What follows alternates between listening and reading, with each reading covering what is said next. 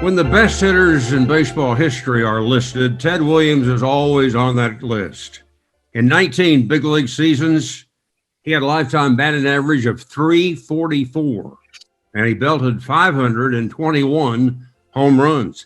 The big thing was he missed 5 years because he was in 2 wars for America. Ted was the only Major League Baseball player to really have been involved in both World War II and the Korean War. When he returned from Korea, his first game for the Red Sox was August the 6th, 1953, at Fenway Park in Boston. I was there that day because our family was on vacation. Ted didn't start, but he came up as a pinch hitter in the 9th inning against the St. Louis Browns. He received one of the loudest standing ovations ever. Williams popped up to the first baseman. Nearly 47 years later, I had a chance to chat with Ted in Vero Beach, Florida, after he spoke to the Dodger players during spring training. Ted, the Dodger players seemed to have a great deal of excitement when you came in today, and you had one special message you want to give them. Well, if I had never seen anybody here, and I was just going to be talking to a bunch of young boys, not at the stage that these guys are at, but with the enthusiasm these guys have, and to give them the best possible word that I could give a young hitter, look for the fastball. You got to look for the fastball. You do it for 2 different reasons. One is you're going to be ready for the fastest pitch that he's got. And as you get more experience, then you'll learn what it means to lay back just a little bit. Now, I don't mean to lay back like you're eating chocolate cake or something, but you lay back enough that you're still ready for that one ball that could get in on you. And you don't want that to happen because it may be here, it could be here, and you want to protect yourself that much. And you also told him to take that first pitch. Well, I believe in that, and I wouldn't. And still, here's something that'll kind of surprise you. That if I had a bunch of young kids in practice, I'd make them swing at everything. So they get the swings in. Geez, the ball was up there and he was swinging to, boy, he hit it. And don't try to pull everything, you told him. No, sir, that's as important as anything. Yeah. Hit it hard up through the middle. And the next thing is you can take 50 kids out there you never saw before. And you could throw 500 baseballs at them, throw them over the plate, and let them hit them. And they'd be less than 20% of those balls that they hit. Give it 25% that they would hit in the air. They would hit 25% in the air, and the 75% would be on the ground. Do you believe that?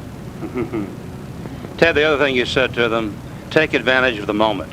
You'll never have a time like this in your life. That is right, and I would say that to every young bunch of players that I ever saw.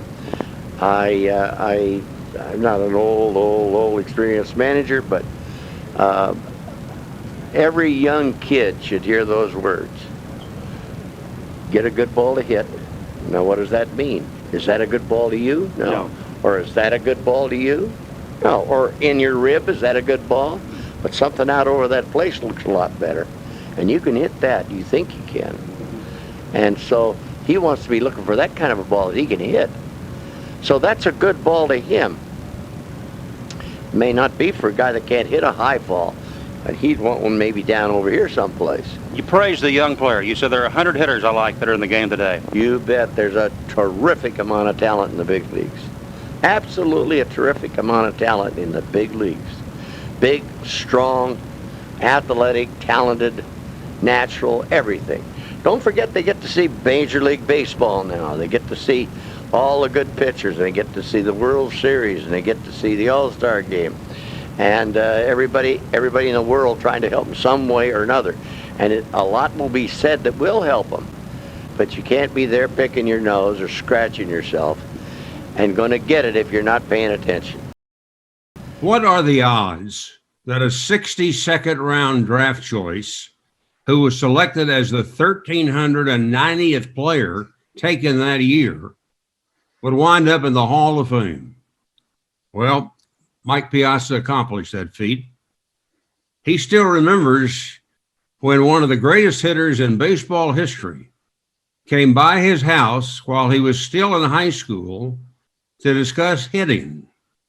The visitor's name was Ted Williams. It was pretty amazing to me. It all happened so quickly, and it was a tremendous surprise. And he was doing a card show in the area, and through my father's friendship with Eddie Liberatore, Eddie's a good friend of Ted, and he had a couple hours in the morning before he signed, and he came over, and I warmed up the machine and took some hacks for him.